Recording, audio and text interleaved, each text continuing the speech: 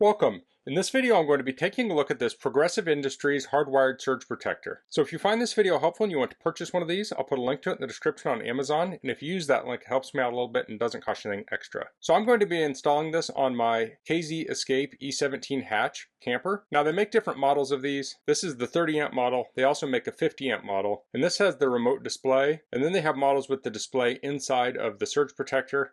And they also have surge protectors that plug in. So there are two main types of surge protectors. You have some that plug in and you have some that are hardwired. I went with hardwired for convenience reasons. Some people like hardwired because it's less likely to be stolen. The places I've camped, I don't feel like anything would get stolen. You can never say never, but that is one advantage of this is that it's installed inside of your camper out of the way. So let's look at some of the features here. It says open ground protection, previous error indication, time delay for AC protection, high-low voltage protection, frequency protection. And it says built-in surge fault indication amperage meter, voltage meter, frequency meter, and it includes a remote display. So let's get this open. So I do want to say I am not an expert in electrical or RVs, and I'm just making this video to share my experience. So I may go over some precautions as you install this, but don't use this as your sole source of information on installing this. So as you can see, this is quite large. It comes with a telephone style, I think that's RJ11 cable for the remote. And here's the manual. So there is a little baggie here, and this has some screws and terminals. That's for hooking up grounds and such. The little black screws are for the case itself. Thought maybe this was a sticker, but I think it's just a card with the error codes on it. And here's the manual. I'm not going to go through all of the manual, but I'll take a quick look at it. You'll want to read through all the warnings and such and the install instructions. So that is for the 50 amp model. This is for the 30 amp model. So if you have stranded wire, you're going to install a terminal on the ground, but otherwise the hot and neutral will screw into some lugs. Here's a wiring diagram here. Okay, let's crack this open. Now I'm just showing this on my bench because I have better light here and I wanted to get a detailed look at it. So from the factory it has screws on the two corners. And the cover will come off. It also has the error codes on there. So at least in my camper, this will be installed behind a panel, so I won't be able to see it. Inside we have that wiring diagram, and the remote is on the inside here. That's just how they store it for packing. And there we have that there. So one thing about the remote is that this will plug into it and you attach this to a surface, but you're going to have this wire hanging down. It doesn't have a way to plug it in the back and have it all hidden. So that's kind of a bummer, but that's how they designed it. So I'm not sure how I'm going to mount that. I'll just have to figure that out later. And down here we have a coil. So that's going to go over your hot wire. So that's so it can sense current. Then let's look at the guts here. Looks like we have some spade terminals there, but we also have some screw terminals. And here's the ground lug. So there's going to be a ground lug over here, and that is that other screw. It's a green screw and a bolt. So there's a little jumper here, and it actually looks like it got bent. Make sure that's back in place. And this little jumper is so you can adjust the time delay for the AC. So I need to do some research on that. And then this is where you plug in the remote. And then this will bolt down to a surface. So you could have this, on a wall. In my case, I think it will mount to the floor. And then it has clamps here.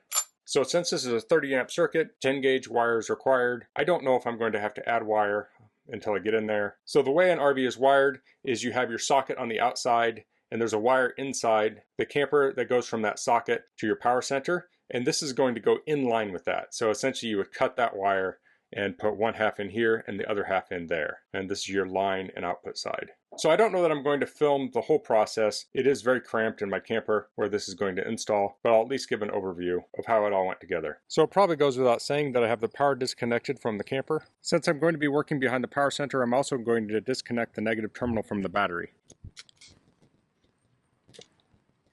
You want to make sure the wires are moved out of the way so they don't spring back and hit the terminal. So I'm going to install the surge protector behind the power center. So there are 4 screws on the perimeter. I'll remove those and then I'll remove this. So now we have 4 more screws.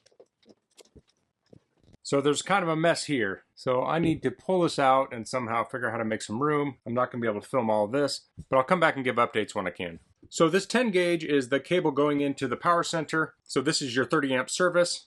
And that is connected into this breaker here.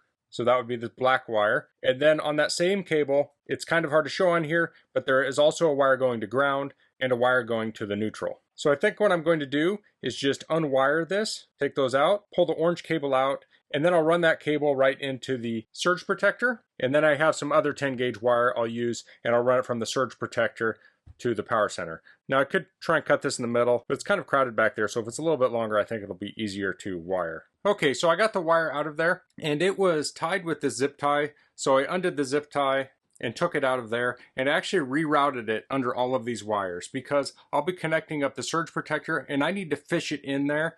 So when it was going up through here, there's no way I would be able to get back there. So I found a path through here, through the wires, where I'll be able to put the box back there and attach it in the back somewhere there. So next I'll be wiring this up to the surge protector. Okay, so to wire this, I put this through the clamp, so a little bit of the insulation is sticking out, and I clamp that down. I attach the ground here, so that was similar to this. There's a screw on the outside, a nut on the inside, and I wrapped this in the direction I would be tightening the nut. And when I wrapped it around, I took my pliers and I kind of clamped it on there. I could actually maybe loosen it up and pull it down just a little bit. Now for the hot and neutral, I left them a little bit long and I bent them in kind of an inchworm kind of fashion. I stripped 3/8 of an inch from the end and I put them in there. Now this 10 gauge wire is very thick and hard to handle because this is solid core wire. Now if you use the stranded wire, you need to crimp on the connector before you ground it, but with solid you just put it right under the nut. So now the shore power is connected, and now I'm going to run a length of wire from this to the power center. And when I do that, I'll put this coil around the hot wire. That allows it to sense current. Okay, so I have the shore power coming in here. I have the hot, neutral, and ground all hooked up. And then on the RV side, I put about 3 foot on here. The other end is still open. So I wired those up, and then I put the coil on the black wire. So I have everything tight here. Next I can put the cover on, and I'll mount this back in here somewhere, and then I can wire this up. So this has an AC time delay. I don't completely understand this. I have a Coleman Mach AC. I did a little bit of research online, and it sounds like I should have the delay on. So I'm going to remove this jumper here, and that will institute a time delay. And again, I don't completely understand that. You'll need to research your air conditioner and see what the right solution is for you.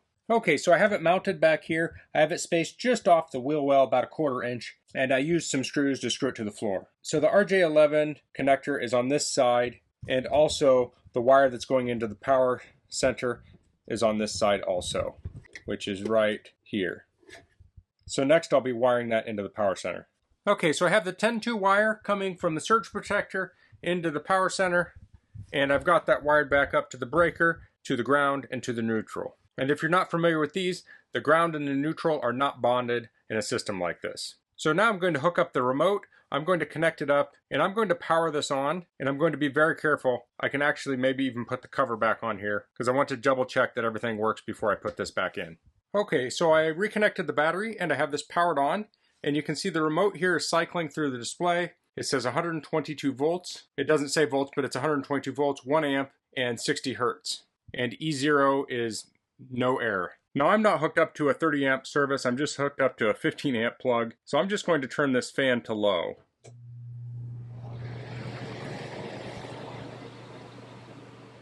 And now we can see it's drawing 3 amps.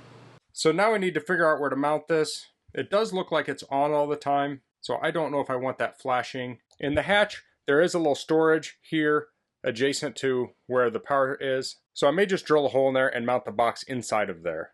I don't anticipate I'll need to access it or read it regularly. So this does have 2 modes on it. It has normal use and bypass. So if it gets tripped for some reason, you can switch it into bypass and it will just send the power through. So I'm going to unplug this from power. I'll get the power station put back in and I'll get this mounted and then I'll do a quick summary. Okay, so I have the power center back in, and this is where I decided to mount the remote.